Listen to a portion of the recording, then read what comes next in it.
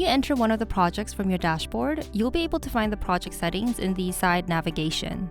And in here, we'll be able to make changes, as the name suggests, to the project settings.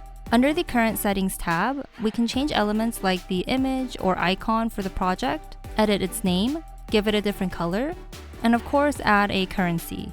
To take it a step further, we can also add a holiday calendar to help you keep track of the public holidays if you're shooting in different countries. But this will be covered more in depth in another video.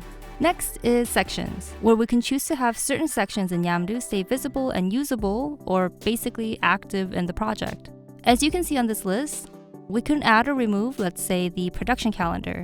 So if we click on that, we can confirm deactivating this section for all users in the project in the pop-up window.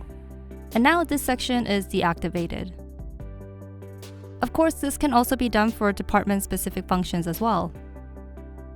In the advanced settings, we're given further options to hide or show locked rooms to users without access rights, meaning they either cannot see the rooms at all, or they can be shown to users even though they can't access them.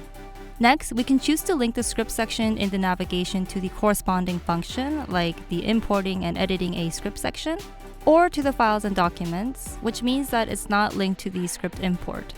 Then we can also include a contact person for the project. And we can also enter production data, which is defining the type of project we have by selecting one of many using the drop-down menu. And we can even add details like its length, aspect ratio, and so on. Finally, we have production office, where we can add multiple addresses as we want. Under the Episodic Features tab is the option to choose to work with or without episodes, which will also be covered in another tutorial. Moving on to export, we can edit how the PDF header will look like. So we'll be able to change the logo, font, text color, and even add a link. Or we can restructure the information and display it in a way that's more appealing to us.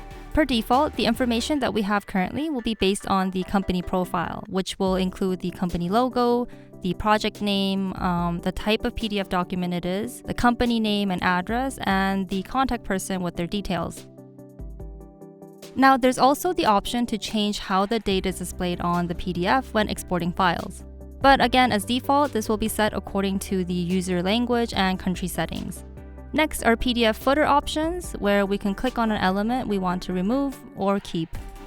Then we can add watermarks to specific parts of Yamdu. In this case, important documents like contracts will have a watermark on them, but we can select the ones we wish to add watermarks to. Scrolling down, we have additional options to hide the watermark on script sides, or hide the text copy created by watermarks inside of Yamdu, or show them. Under storage, we can check how much storage is available to us and how much is being used, and so forth. We also have an option to clean the storage if we need to. And lastly, we have support, where you can reach out to us if you're experiencing any problems. It's also here where you can authorize our support team to access your project. For security reasons, Yamdu doesn't have access to your projects, which means you will need to grant them access. Alright, that was an in-depth look at your project settings. See you in the next one!